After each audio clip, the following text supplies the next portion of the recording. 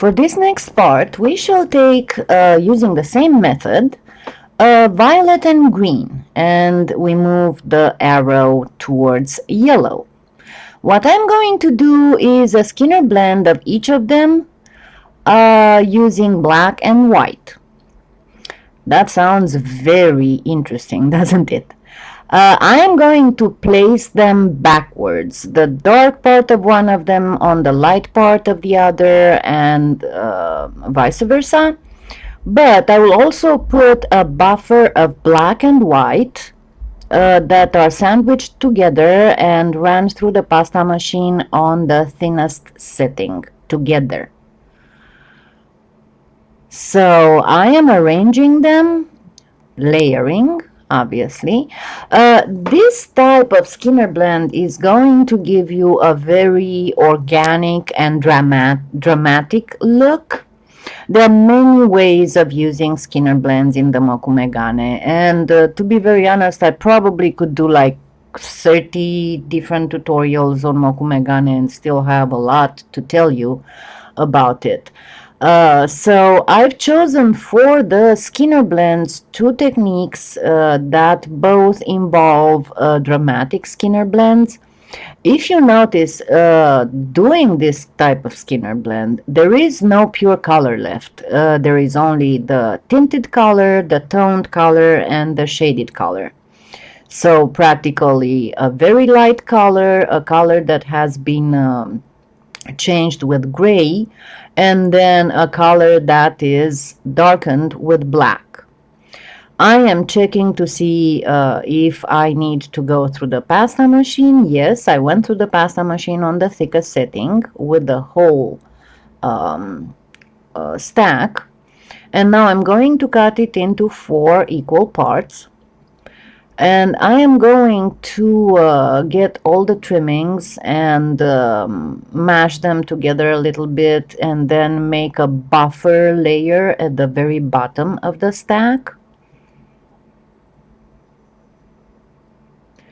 I never am careful to have all my corners on corners and have absolutely no like you see those corners on top.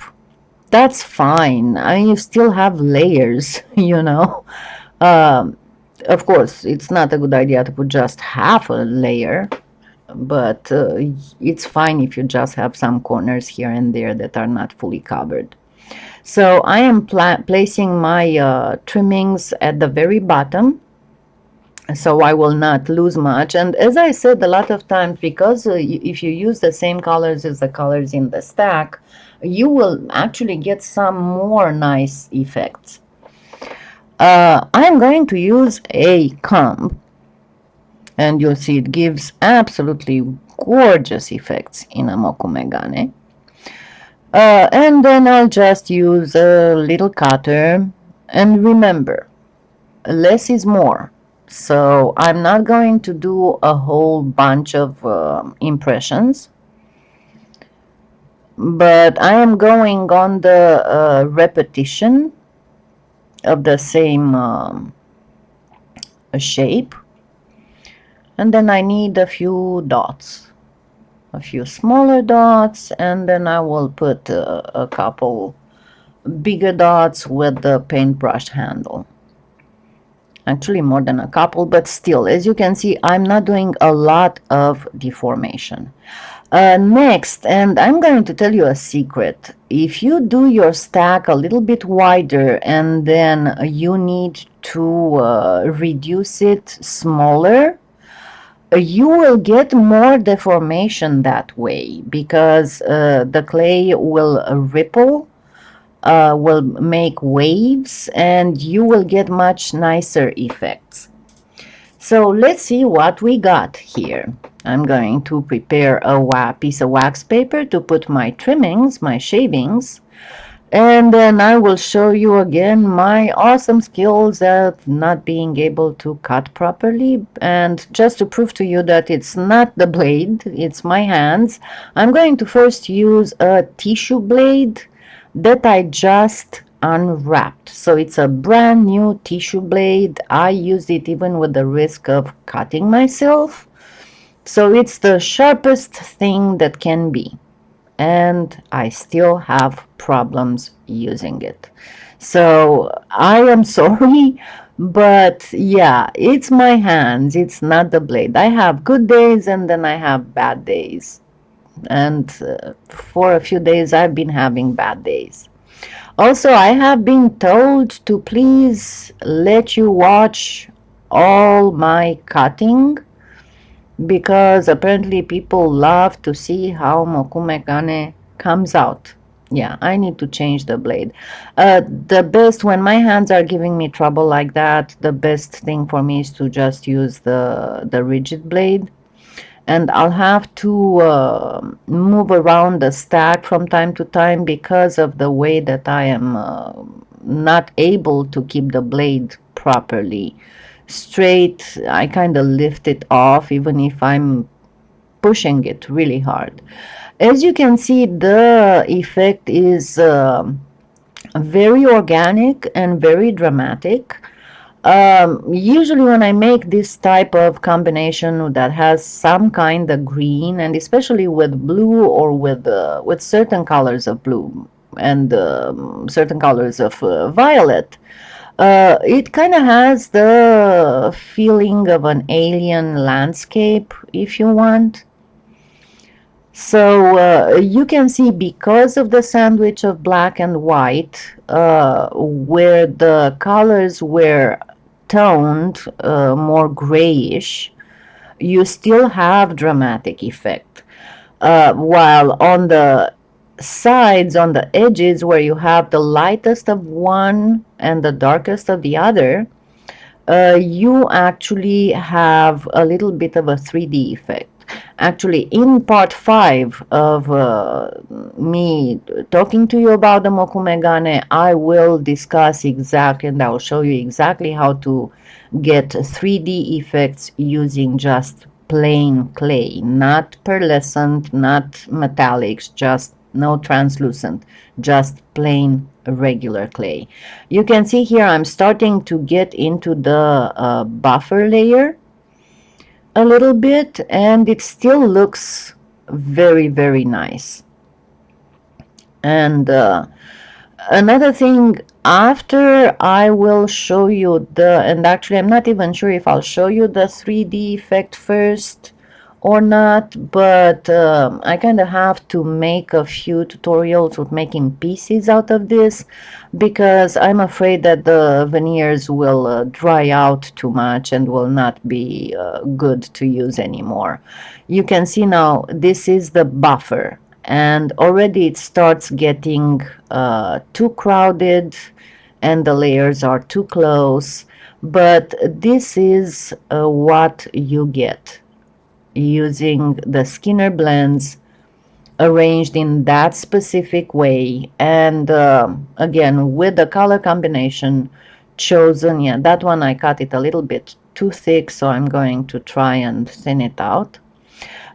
Using the color combinations with dividing the color wheel in 3 and then choosing 2 of the arms and moving one to the left or to the right. On the next one, I will choose red and yellow and moving the arrow from the yellow again to that orangish yellow. And I will do the exact same type of Skinner blend, only that this time I am not going to have any kind of white or almost white. And this time I am going to do jelly rolls. On one of them, I am putting inside the darker part of the Skinner blend, and on the other, I am going to put inside the lighter part of the Skinner blend. After which, I will be plugging the jelly rolls. That is making them into a stout log. And then I will be flattening that log, and not only flatten it, but also rectangularize it. If you want, I don't know how to call it, square it off, because it's much easier to work with it if it is if you have a square sheet than if you have a round sheet. So I am flattening the plugs to the point that I could get like 5 or 6 slices. That would be more or less the same thickness. And once I get my slices, I will try and get them through the pasta machine. And the way you need to go, I'm going to just use some black and white as the buffer layer on the bottom. And no, my arm is not dirty. I just turned the contrast up a lot. So for some reason I look like I have some kind of skin disease. I promise you my skin is just fine.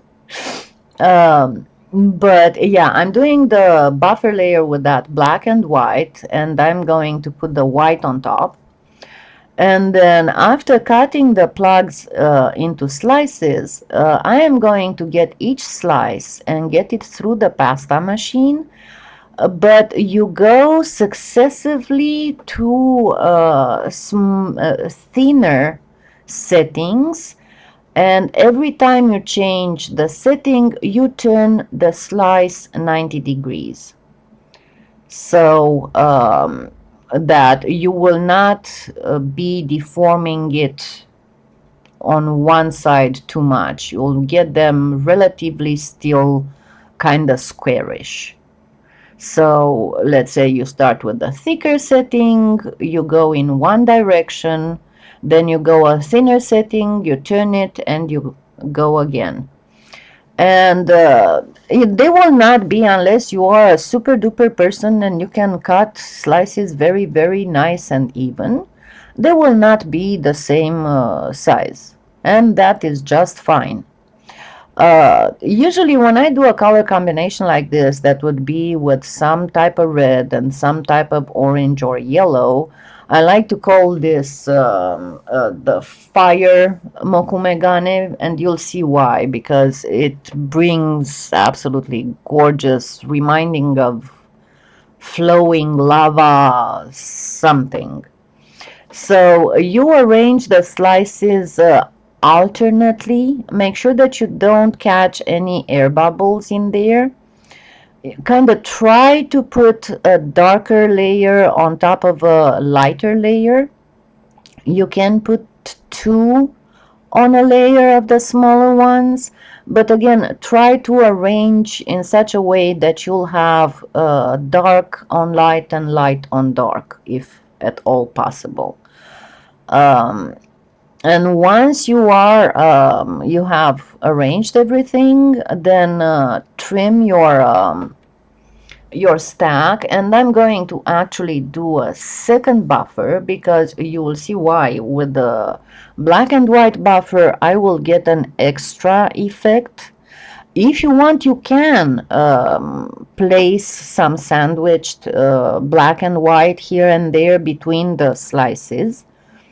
But usually it doesn't give all that fiery effect. Go ahead and try and you'll see.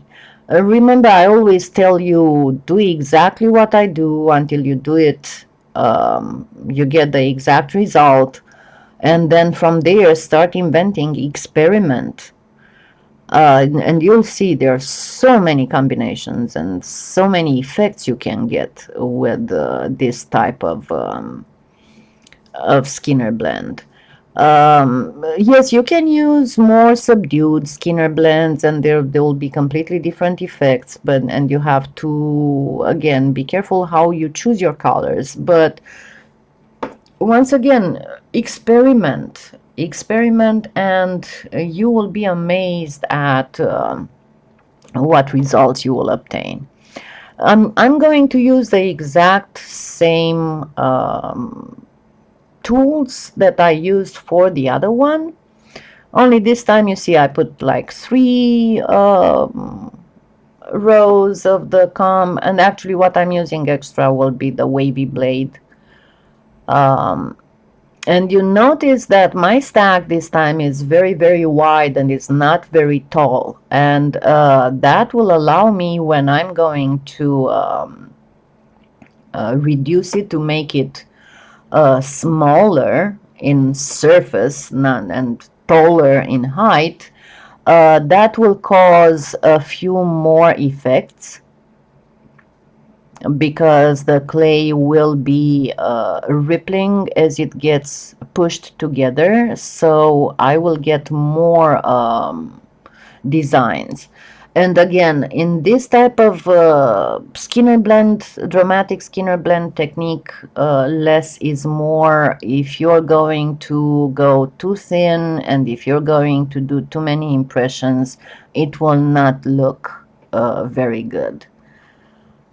So I am careful to keep the stack even on all sides until I get it to a manageable height so I could get a good number of slices out of it. Even with my reluctant hands, I still can cut some, and I promise you will make some beautiful pieces of jewelry. So I'll have to see how the veneer feels tomorrow morning, and if I still feel like doing anything tonight, I might show you the 3D effect. If not, I'll just go ahead and do a few pieces of jewelry with all these, and then we'll move forward. You can already see it's a very dramatic and very beautiful type of Mokume gane if you're using this kind of combination. So remember, any kind properly, any color of red, be it more coralish, just don't go too much towards violet. And pretty much any of the colors of yellow, orange. And again, don't use the pure color. When you do the Skinner blend, make sure that you have the shaded color, the toned color in the middle, and the tinted color at the other end. So, and yeah, when you choose the yellow, don't veer towards green, because I already showed you how it looks with violet and green. But if you want, we can do some other color combinations later. But for now, as I said, I want to show you the most important parts, most important techniques within a technique, if you want. The main effects that you can get with Mokume gane, and also I will do some gem imitation techniques using Mokume gane, because Mokume gane can be used in a lot of gemstone imitation techniques. And actually, on a couple of the pieces, we will combine the Mokume gane with some faux gemstone. I'm not going to tell you which, because I like to keep the surprise. So I am almost towards the end of the stack, and see, I've allowed you to see all my cuts as I was asked to do, even with my feeble attempts. And I'll know that I'm getting towards the bottom of the stack when I'll start seeing white, because remember, none of the Skinner blends I did had white at all. And why I said with the white, if you sandwich some white and black, you will get some new type. But see, they are not, it's a different dramatic, but it kind of loses that fire idea. It's still beautiful, but it's different. So every time you are changing a type of layering, every time you're changing the thickness of one of the layers, your Mokume gane will change. And as I said, just keep experimenting. because it's such a wonderful and versatile technique that you can get beautiful results every time. So here we go, two more color combinations, two more Mokume gane. Happy claying!